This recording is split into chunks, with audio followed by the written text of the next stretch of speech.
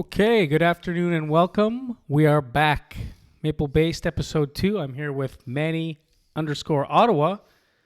So yeah, this is happy we got to squeeze in another one, last one before the new year. So we'll get started and try to dive into a couple more topics, mainly being Elon Musk's tweet yesterday. We'll get into that, and it's about unplugging from the matrix and what we've learned over the last 3 years through COVID, all kind of the information, the misinformation, and what could be next. So an even bigger scale would be maybe the global warming could be coming next, and how to kind of navigate through that next topic. So we'll get right into it.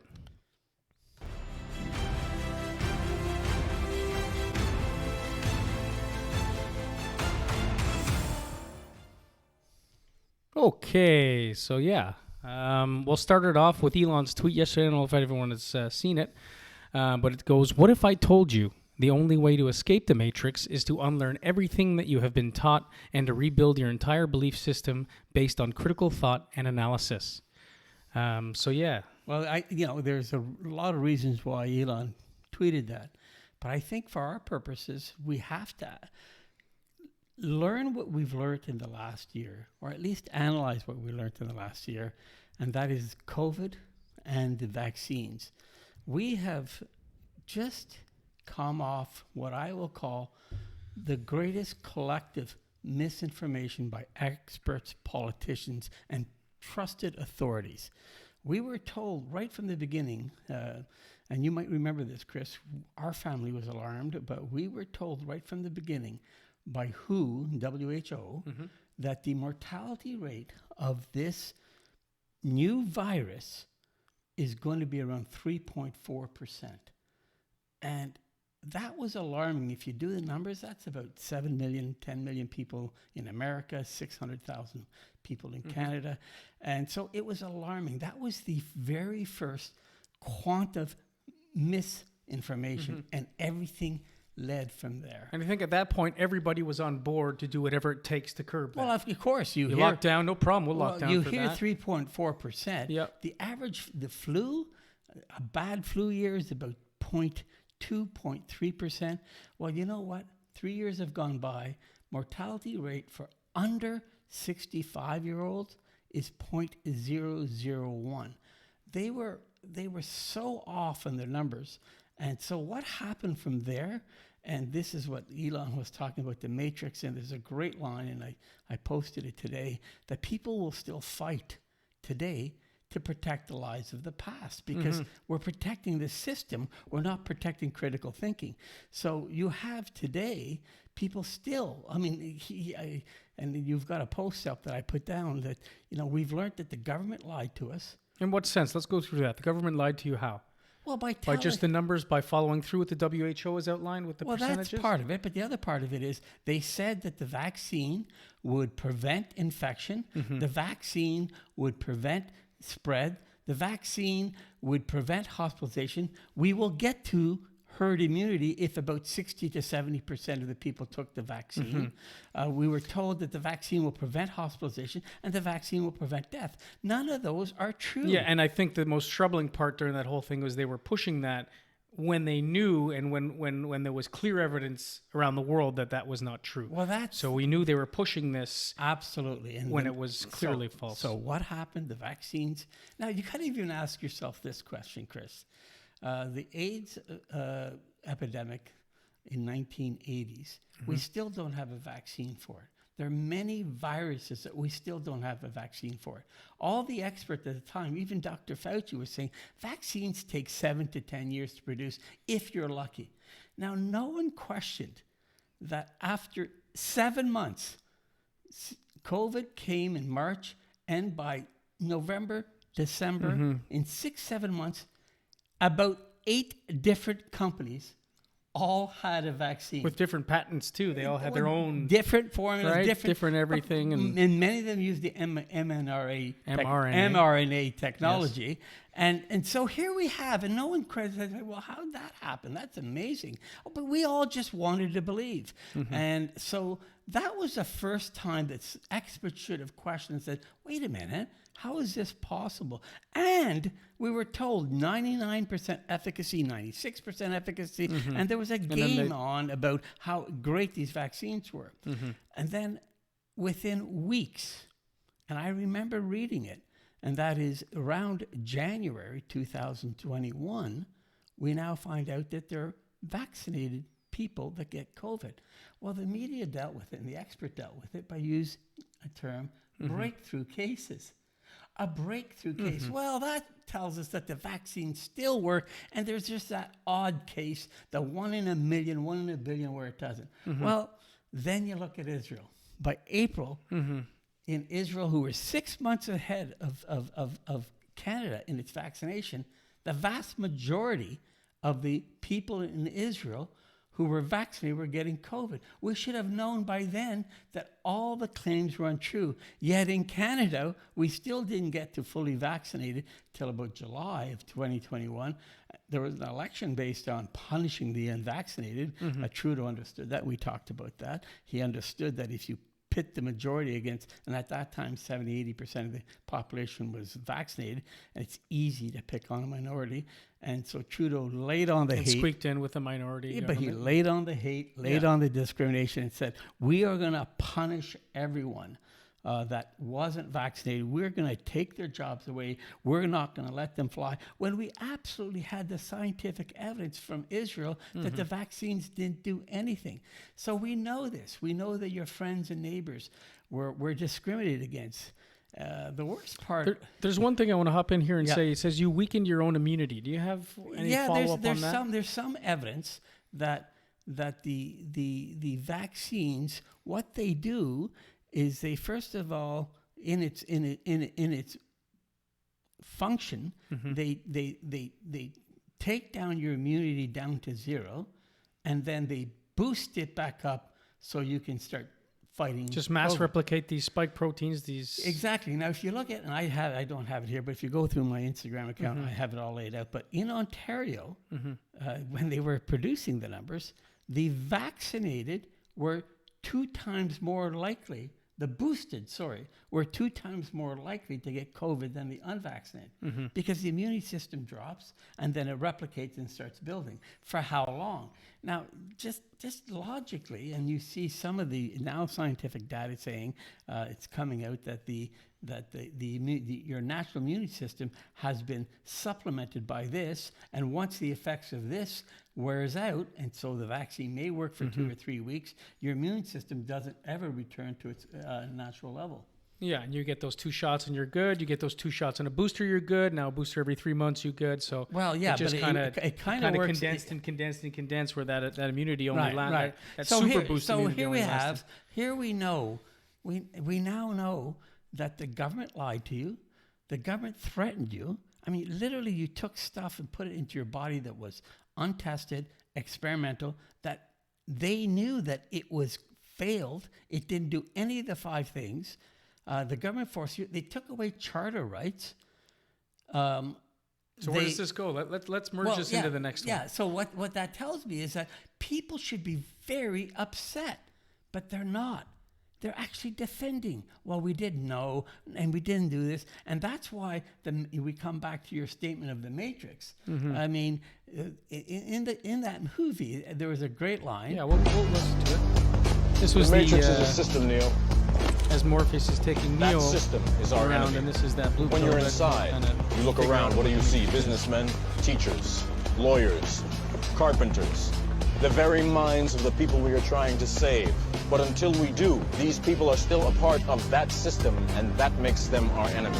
You have to understand, most of these people are not ready to be unplugged. And many of them are so inert, so hopelessly dependent on the system, that they will fight to protect it. Were you listening to me, Neo? Or were you looking at the woman in the red dress? I was... Look again. Freeze it. So there's that line that I put. They so hopelessly depend on the system that they're willing to fight to protect it. And here's what's a better statement than that. They know that the system lied, is fragile, and is broken, but yet they want to protect it. And it's just Well, because what else is there? exactly. Well, that's the the fear. toughest part. The fear is exactly. Without it, you need some sort So, of system. rather have to live a in. system that they know lied, broke charter rights, destroyed people's lives, tear apart families, tear apart friendships, remove people's rights. Yeah, but you know what? Better to have that than challenging it. And what Elon Musk and critical thinkers like myself say, no. You challenge everything. Yeah, everything. And if you don't challenge anything, then you can get You're into just along for the ride, and then then we get to a place and where we at now. well, you get into a deeper hell that we're at now, Exactly. where we literally have, vaccines that don't work that have been proven to cause myocarditis, have blood clots, and a lot of other things that we don't know about. So that's a terror. We've broken supply chains. We created inflation. We destroyed our debt. We destroyed our hospital system, all because we didn't question what we are doing with COVID and these vaccines. So now that takes us to the second point. Have we learned anything? And what is the next big lie? Now, remember in COVID, almost every expert from every country except for Sweden and some other countries basically were saying the same thing. All of them. So how could we be Everybody in wrong? public. These people must be telling the truth. And in Well, private, we learned actually. that they weren't. Can we take that lesson that we learned and apply it perhaps to global warming? Because we're seeing that could be devastating if it continues on the pattern that it's going, that we could literally, And that's tough to measure, it is tough to measure. And right? So we have to be damn sure of what we're doing along the way. And so how do we figure out if we're damn sure along the way is just getting into that investigative keep questioning. Exactly. Like here's one fundamental question. Here's the conclusion I came to. And it's very simple. Very simple. Before 1890, the world was pure hell for everyone in Europe, everywhere. But cheap coal, cheap oil. Are you saying that because what? There was no industrialization? Yeah, There was exactly. It was no just you didn't live a life. But oil and coal brought us into prosperity that we've never seen. And the Western world really captured and really advanced its civilization to the point that we're at now, primarily through coal and oil. Now, And carbon is the number one enemy, right? Universally? well, yeah, they Right? say This that. is what it is? Well, yeah. And what's the representation of carbon in the It's atmosphere? about 3% of all greenhouse Greenhouse gases, and it's 415 parts per million. Now, let me get to that point of where we're at now. So there is about 1 billion people on the planet who profited from the use of coal and oil to bring unimaginable prosperity to its nations. And those billion people are predominantly all white. There's an emerging world out there. Africa, 1.7 billion people. India, 1.3 billion people. China, 1.3 billion people. There's about That's almost half the globe right there. There's about 6 billion people that have not got to prosperity, that their mortality rate is much, much less than the Western world because of the absence of cheap fossil fuels. And these people understand the way to prosperity is through oil and coal. That's why last year we had a record coal consumption in the world. Ever. China is building. India has a duty to protect its citizens. So does China. And so you have, China has more coal plants than ever and adding hundreds per month. And so is India. And so is Africa. They're looking to find cheap energy to save their citizens. So, Chris, I come up with a wonderful term. That is the whole climate change. In my opinion, I was born in, as you know, Dad was born in a third world conditions. Climate change is just a modern racist colonialism. And let me explain that to you.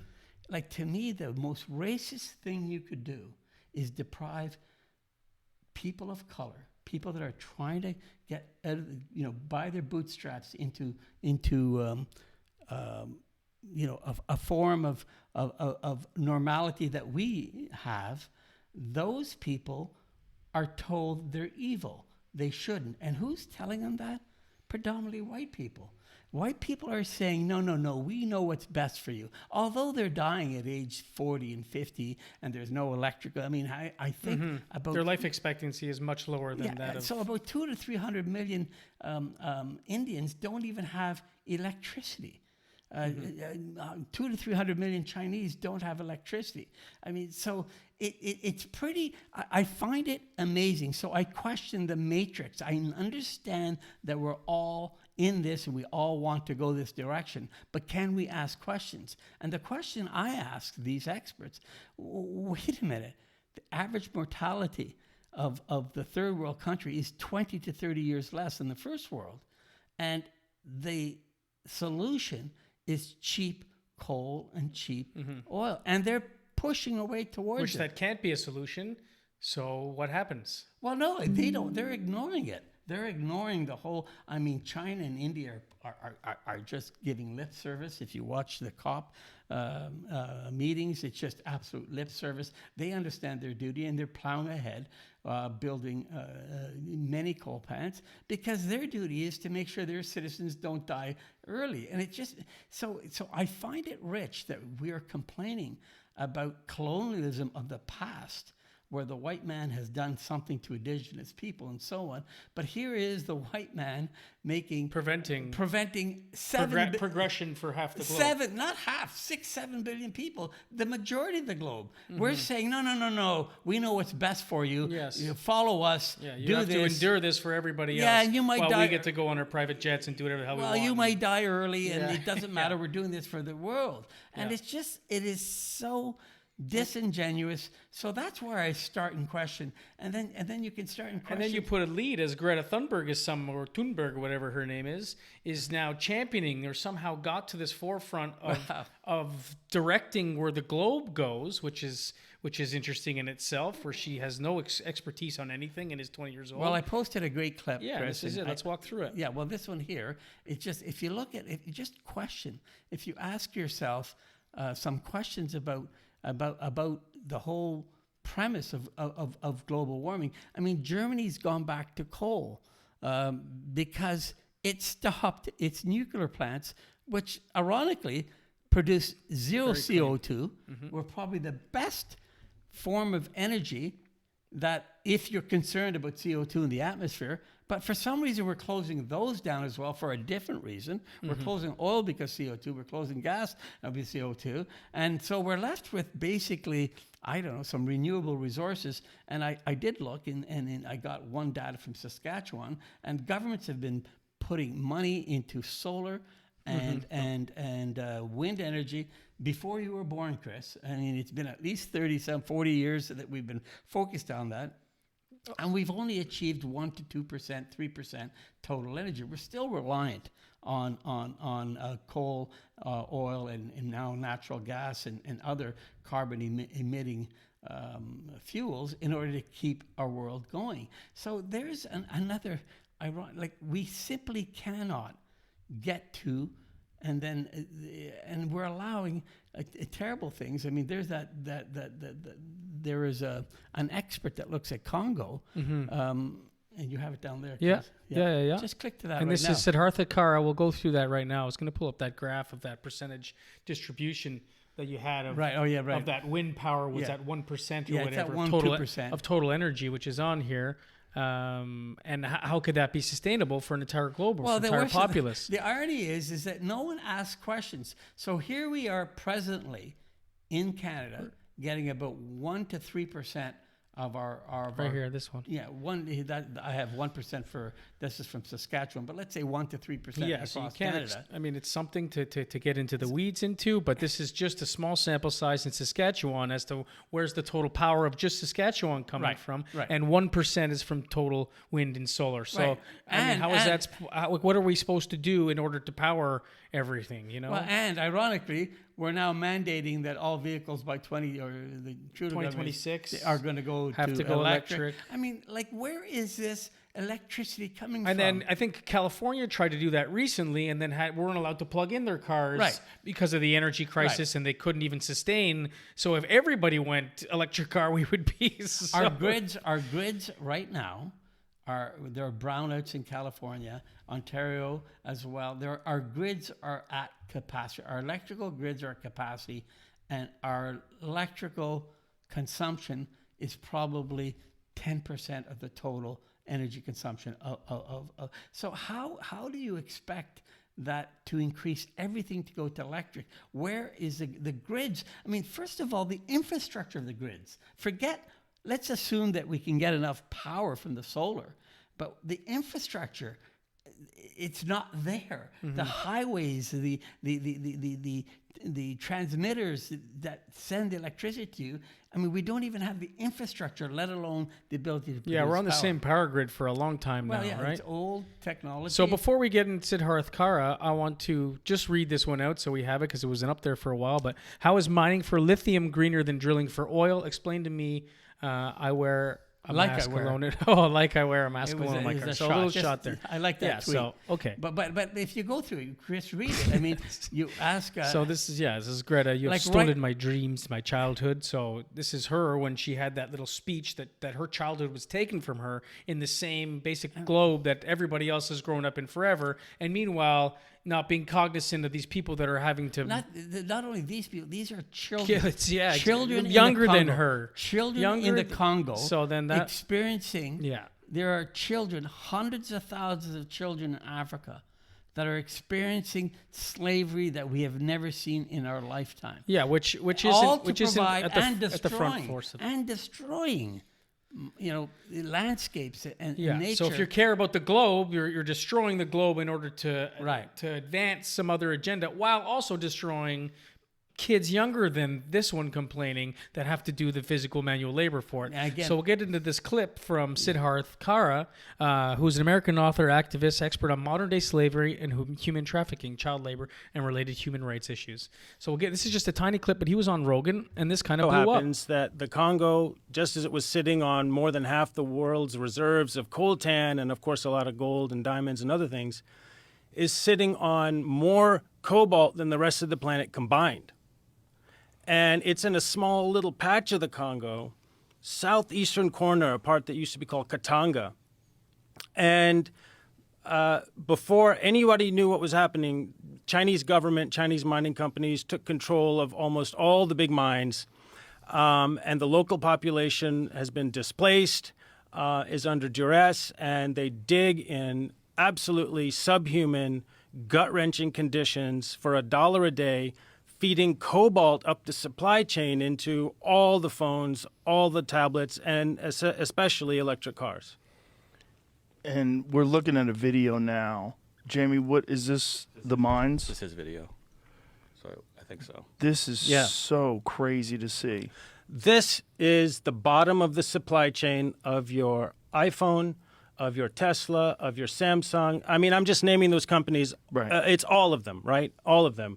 We're not just picking on them. And here's what you need to know, Joe, about this video. I was the first outsider to get into this mine. And that's why it's just a really short video that I was able to take. This is an industrial cobalt mine where there's not supposed to be one artisanal miner. Now, that's the happens that the Congo, Now- just as it was sitting on. To finish that point, that artisanal miners, they're not supposed to be one person mining with their Right. hands in there. Yeah. And it was littered with people, kids, children. all ages, So now let's go back. making Let's- $1 a day. Well, unbelievable. Greta's traveling the world complaining that her life is ruined. So So let's go back and go to my premise that this whole movement, the climate change movement, is the new racist colonialism, and I defend it for three different ways. Number one, I already told you, it's the very rich telling the very poor to stay poor, to die early, because we know better, we know best. But now, through this, you see that the cobalt is being mined by Africans at $1 a day, modern day slavery. I mean, again, if there isn't anything to tell you that this is colonialism at its best. I want my electric car. I want my iPhone. I want these young black kids to die in the Congo getting me the cheapest possible. And do it coal. by hand, so they don't Do have it any by- machinery, so it's as Nothing. cheap, so there's no passed on cost to me. No. I want my iPhone for as cheap as possible. Right. I don't want to pay an So- extra $500 so I- in order to save a kid So or two. if I support climate change, I'm saying that 6 to 7 million people, billion people, must perish or learn to live like we did in the 1600s. Number two, I want the cheapest. I want slave labor. But what's worst of all, Chris, is, your dad is a Charter of Rights person. I do believe that Canada, America are the greatest countries in the world because we have individual rights. But what we're doing is we're, by omission, we're allowing China, who has now put tons of money into Africa, knowing that that's where we're going, is electric. China doesn't have a bunch of oil and coal and has to import everything. So China, we're now sitting down and putting our energy resources, leaving them in the ground and allowing China to take over Africa and become the world leader. So now While emitting the most. admitting the most, and they by a don't lot. they don't care. They know, and it's also, here's my third point of racism. I mean, it's just terrible. But do you actually think? I mean, some of the brightest doctors and scientists are Indian doctors from India. Some of the brightest science and doctors are from China.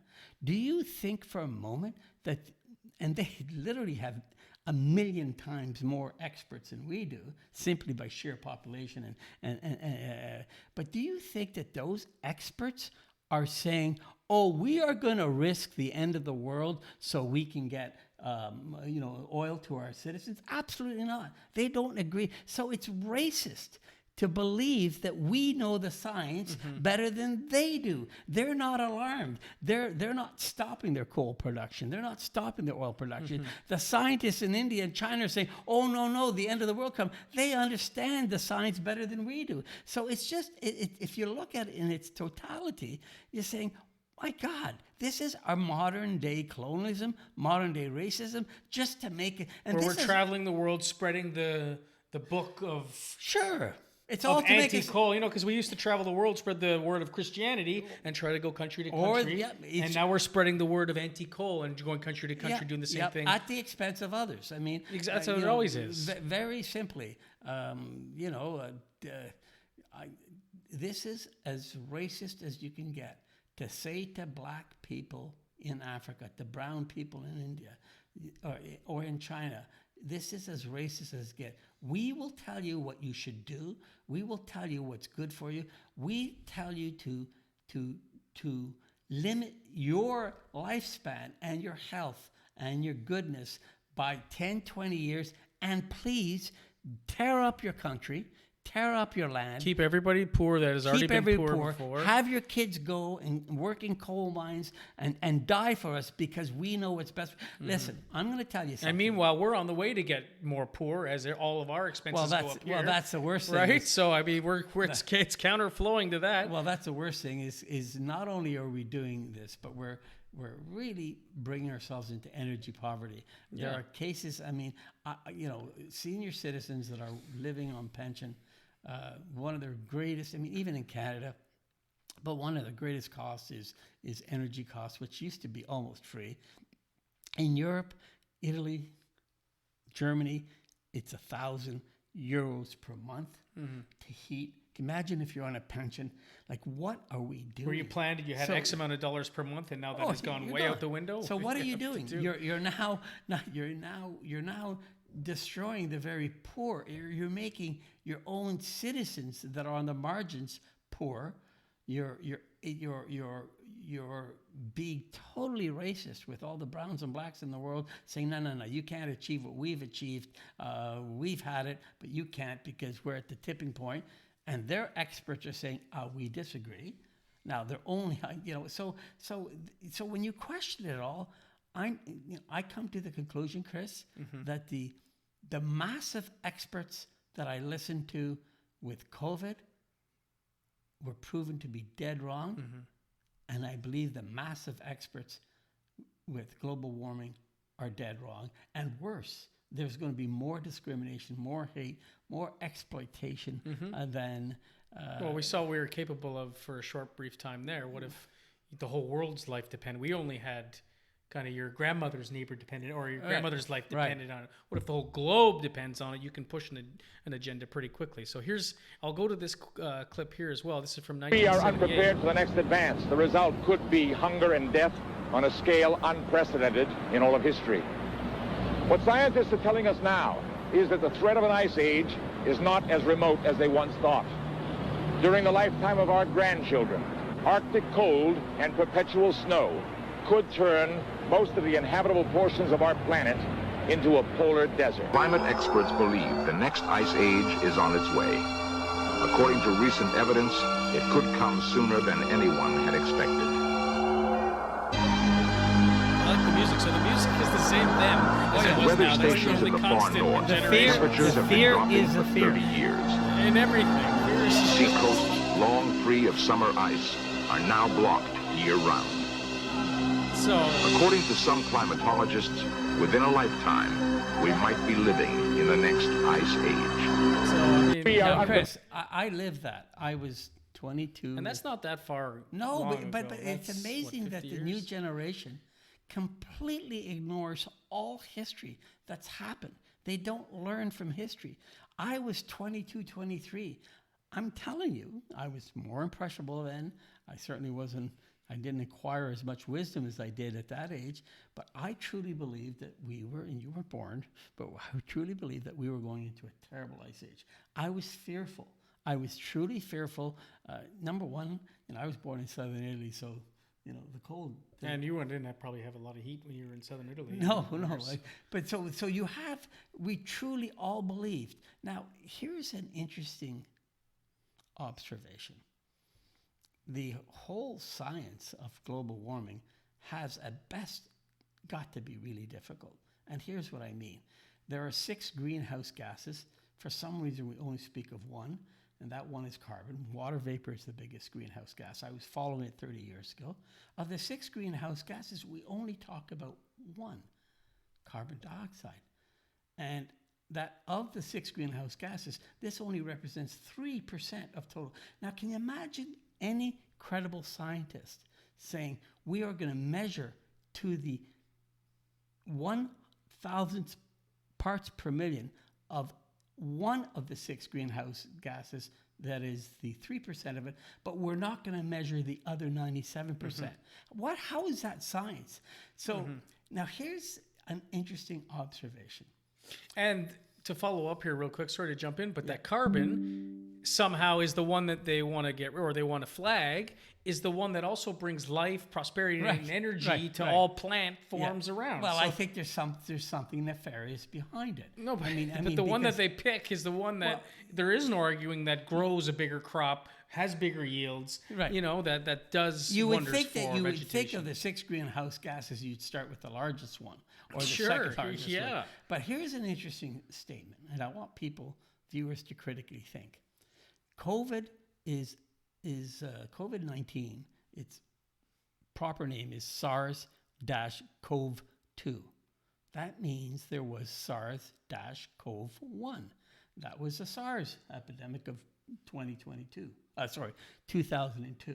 So now, viruses are pretty simple. They're very difficult to understand, but simple in comparison to a planet that has been around for 4 billion years. 4.5 billion years. 4.5 billion years, and has weather extremes that are just immense. So think And of, always has been, even before the humans have inhibited it. So I put to the experts the following question. We have had SARS-CoV-1 20 years ago. We studied the crap out of it. We must have studied it because SARS was a very serious concern. It was, and we studied it. All our experts studied it. And then we have a similar version, SARS-CoV-2, and we got everything wrong. The experts got everything wrong. How do you think we can trust the experts on something as complex as climate change? for 4.5 billion years. I mean, to sit there and make an observation of what's happened the last 10, 20, 30 years. There you saw it in that clip 30 years ago, 1978. Oh my God, I'm getting old. 50 years ago, it was clear, unanimous consent that we were going into an ice age. And 20 years after that, because global warming started about 20, 30 years ago, the first discussion of it. So that prediction didn't even last 10 to 15 years. Now we're on a different topic, extreme opposite of global warming. I mean, it is so hubris. And now I think that's even veered to just Well, it's climate change now. We'll just change everything. just whatever And extreme events. There are more. anything. There are less hurricanes. There are less forest fires. Less people dying in, but in we'll natural still we'll have to. disasters. So my only concern is, are we going on the same path? Are we going to be spending trillions of dollars trying to fight this? Indefinitely. Forever? And are we going to, increase our debt? Are we going to destroy our hospital? I mean, we barely have a functioning hospital system. All this money that we fought on COVID, paying restaurateurs to stay at home, which now we all know was wrong, paying golf courses to close, and we all know it's wrong. All that money could have been gone to help hospitals, to help the aged, to help the people that are living day to day and can hardly meet. I mean, think of all the good that we could have done. Think of all the good, Chris, that we could do if we took the oil out of the ground and helped our black and brown poor people on the planet live a better, longer life instead of Russia funding wars, instead of Saudi Arabia funding its abhorrent human rights policies. Why can't Canada use the energy there to help its people and fund and fight? And be a leader in that sense. In the world. Yes. I mean, imagine we could be a global leader. We would be, in my opinion, rich beyond belief and be able to help out and use it for a good reason. In my opinion, if Canada, U.S., and other nations, bulked up on their oil production, there would be no war in Ukraine. Russia could not fund that Ukraine. There would be no. What? Because Russia wouldn't get the intern money. Well, I mean, they of could. us It would having be, to buy oil off of them, or China. No. It It would be $30 a barrel, $20 a barrel. I mean, right now. So that's the only way that Russia, because I know that the Ukrainian side has unlimited dollars. But that's so now Russia. But you think the war ends with the lack of funding? Absolutely. On the Russian side. Russia, it does take money to get oil to the ground. I don't know what the break-even cost. It might be $20, $30 a barrel, but they're selling it at $70, $80, $100 a barrel. Lots of cash there to fund wars. If Canada was participating as it should and helping China, India, Africa out of their third world state, because they're going to buy the oil. They're going to get it from somewhere. No matter what. They're going to get coal. They're Yeah. going to do it. So might as well help them. It would be. Yeah, if you're saying at the beginning too, I remember reading this that it was at the record usage in human history. Right. So obviously there's still a high demand There's for it gonna there, be and there forever will be a high demand for it there. Just a matter of who they're buying it off of and who's able to Absolutely. They're not going to stop. navigate around these moral guidelines in order to supply Well, this, because I they're buying it one way or another. And Well, then they have to. I Yeah. mean, bottom line is, when you have 500 million citizens that don't have electricity, think about that. 500 million citizens don't have electricity, and they're literally dying because of This is basic. where we're talking Well, about? India is about probably 250 million, but worldwide, probably a billion people worldwide that don't have basic electricity. Yeah. Think of that concept. Imagine how good you could do for the billion. But these people don't count. That's why I say climate change is fundamentally rooted in colonialism and racism. They don't care. That person doesn't matter. And then we just had a 3-year period where it's easy to see if you're on the other side of the issue how Absolutely. you don't count whatsoever, Right. And you're kicked to the curb no matter what anything to do with what you put in the past, how you've grown up, anything, what citizen you are, you were just discarded. So let's wrap up by saying the following: we have learned something substantial from. I mean, if we are to grow as a society, we've learned all the wrongs that happened with COVID. The discrimination, the hate, the destruction of charter rights, the destruction of our healthcare system, the destruction of our finances, our public finance, the creation of inflation, the broken supply chain, all the bad things there. Could we at least learn to question, are we doing it again with global warming? and there are a lot of questions to be asked. Yeah, and there's forever going to be something to question, and that's hopefully what we get to do through this podcast. Is any kind of next step that comes up, we break it down, try to get in, just have a conversation about it. Will we be right every time? Probably not. Will we be right most of the time? Hopefully, and hope to invite you in on the conversation. And hopefully get more of that comment exchange in the videos. So if you guys want to comment below, just what do you want to hear about more? If you have any questions for us to follow up, and we'd like to just make it more of kind of a group effort here in trying to figure this out, and on both sides. Like I know a lot of people on the left and the right, and I try to be centrist, and I really do want both sides to kind of just get and engage and not have to end these conversations right off the bat with, as soon as you know what side somebody's on, that conversation's over and their opinion is automatically discarded. So Well, Chris, I come from a generation in critical thinking that the truth has no sides, and if so long as we kind of look for the truth, we should have everybody on side, and that's the ultimate point. And that's what. yeah, but it's just it's like you were saying in data. I don't want to keep this going, but there's an expert on both sides, Right. So you can always look for the right side through the same issue. Listen to both experts. So listen to both experts, listen to both sides. I mean, as soon as you automatically discount that one side, your conversation, there's no conversation. Chris, There's just an echo chamber. You put up a great point. We now know that the experts on the COVID vaccines that were questioning the vaccines and questioning the nature of the restrictions, they were silenced. Yes. They were silenced on Twitter, and this has become fact now. They were silenced everywhere. So when you silence one half of the debate, bad things happen. And all I'm saying is with global warming and climate change, they silenced. They immediately said the science is settled. You're a denier. Don't air anybody. Where the misinformation ended up being the information, Right. and the information ended up being the misinformation. Exactly. So that'll happen in every case for here on out. So again, thank you guys for taking the time and watching it. We're looking forward to the next one. See you in the new year. Thanks. Here's the outro.